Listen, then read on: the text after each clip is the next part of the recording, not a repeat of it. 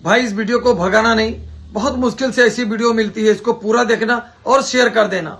याद रखिए, आप मुसलमानों की भीड़ में शामिल हो या ना हो, लेकिन अगर आपका अकीदा यहां है तो जन्नत आपको भी मिलेगी। नहीं, वैसे तो कोई नहीं जानता है, मौलाना साहब भी नहीं बता सकते जन्नत किसे किसे मिलेगी, वो तय वही करेगा, वो जो रोजे महशर होगा। पैगंबर साहब की जिंदगी की 3 बातें बड़ी खूबसूरत हैं और बड़ी कीमती हैं, जिसे पूरी दुनिया, जिससे मुझे लगता है मुतासिर होती है। उसमें पहली मैंने कह दिया कि ईश्वर में अगाध निष्ठा, ईश्वर के अतिरिक्त कुछ भी नहीं है। ये पहली बात है जो उनके कैरेक्टर से हमने सीखी है और पूरी दुनिया को सीखना चाहिए, सीखती है। मैं कई बार कहता हूं कि भारत में जिस देवता की हम अब पूजा करते हैं, दरअसल वो इस्लामिक गॉड है। उस ईश्वर को भी कहीं ना कहीं से हमने इस्लाम से सीखा है। वो गॉड वैदिक नहीं है, अभी कुछ अलग है। हम मूर्तियां बना के रखते हैं, बात अलग है, लेकिन वो मूर्तियां कुछ ऐसे से हजी कहता है, यहां तो हर घर में एक काबा होता है।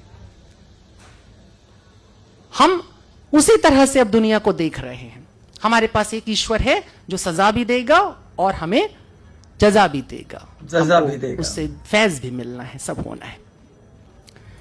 तो एक चीज है ईश्वर के प्रति 100% आस्था, और दूसरी बात जो उनसे सीखने जैसी है, मुझे लगता है कि अरब की उस जिस जगह की अभी आप चर्चा कर, बहुत अच्छी बात थी कि आपने सबसे पहले औरतों की दुर्दशा पे बात की थी। मैंने इस बात को कई बार कहा है कि यूं तो मेरा शादी ब्याह से सख्त विरोध है, मुझे लगता है ये दुनिया की सबसे ही बकवास परंपरा है, इसे खत्म हो जाना चाहिए।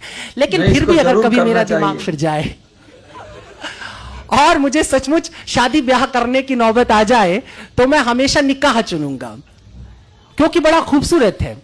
हिंदू क्या बड़ा झमेला है, वो एक साथ घुमा देते हैं आंख के चारों तरफ, 7 जन्म के लिए एक आदमी के साथ आपको बांध देते हैं, बड़ी मुसीबत है, छूट नहीं सकते। जहन्नुम हो जाए जिंदगी, लेकिन रहना वही है तुमको। ईसाई लोग भी हाथ पकड़ कहते हैं टिल डेथ, मरने तक हम साथ साथ रहेंगे। देखो ये सुनने में बड़ा अच्छा लगता है, जीने में बड़ा मुश्किल है। कई बार एकदम से मन बदल जाता है।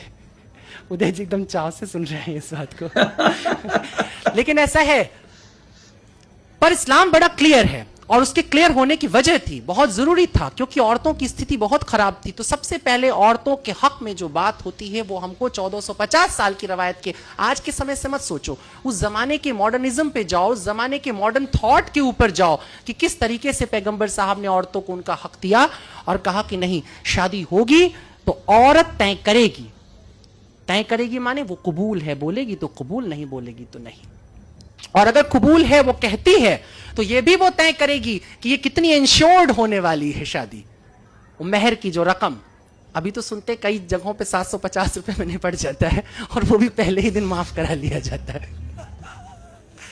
देखो ये सब चलता रहता है ना, इसीलिए हमें मजबूरी में बात करना पड़ रहा है। किरदार रसूल अल्लाह, उन्होंने चाहा कि औरत अपने हक को तय करे, वो कहे कि मेरे को इतना इंश्योर करो कि यदि कल तुम्हारा मन फिर जाएगा, कल तुम किसी और औरत पर तुम्हारी लालसा जाग जाएगी और तुम मुझे छोड़ करके जाओगे, तो कम से कम मेरे जीवन के लिए, मेरे सुकून के लिए इतनी व्यवस्था रहनी चाहिए।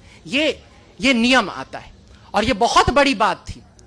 आज जिसकी हम बात करते हैं, शादी ब्याह में अब कोर्ट जैसे बातें करता है कि नहीं भाई औरत को उसका हिस्सेदारी दे दो, ये कर दो, वो कर, ये 1450 साल पहले सोचा जा रहा है। उस जगह जहां पे बेटी को पैदा होते ही जमीन में दफन कर दिया जा रहा है, जहां दामाद बनाना वो एक तरह से गाली की तरह हो जाता था, ये हालत जहां पर थी, जहां तमाम खूबसूरत लड़कियां लौंडियों की तरह रख ली जाती थी, उठा ली जाती थी एक जगह, और वहां पर यह नियम आता है। बर्नार्ड शॉ की आपने बात की, बर्नार्ड शॉ ने 2 लाइनें कही थी, एक लाइन आपने कहा था, मैं दूसरी लाइन के साथ बोलूं। उन्होंने कहा था कि इस्लाम दुनिया का सबसे खूबसूरत मजहब है और मुसलमान बदतरीन, सबसे बुरे लोग हैं।